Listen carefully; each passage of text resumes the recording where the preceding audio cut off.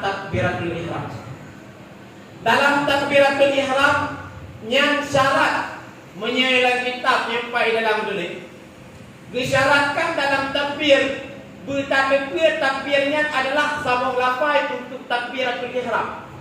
Bahkan habis takbiratul ihramnya guna bedakan takbiratul ihram dengan takbir intikalat.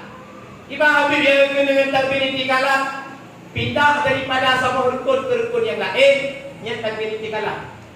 Down ke rukun, Allahu Akbar, sami Allah liman hamidah, Allahu Akbar.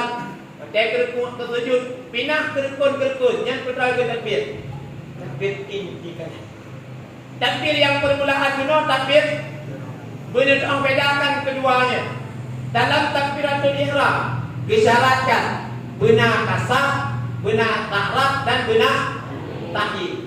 Kasar, ta'raf, ta'id. Dalam takbiratul ihram disyaratkan kenayo inan ditambah niat melemohnya, kemudian berhubung lafaz yang tabajali. Baik tak panjang pak yang hana panjang, baik tak panjang pak yang hana panjang panjang. Maka baik tak panjang bakbar, tak panjang bak lafaz dalam jalalah.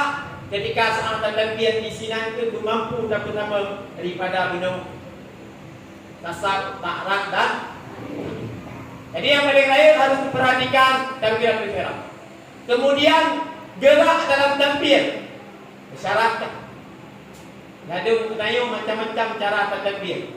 Yang pertama ini Pak, secara kitab tertulis takbirnya berkenang berjarak menghadap kiblat. Kemudian dua jaraknya seintang ini. Man terjadi watak tak takbir menyebut orang saleh lebih awal kulit jarawiyah dengan jarak kuning. Watak takbir, Allah menyauringan hana payah tengah, hana payah cak uga yakni.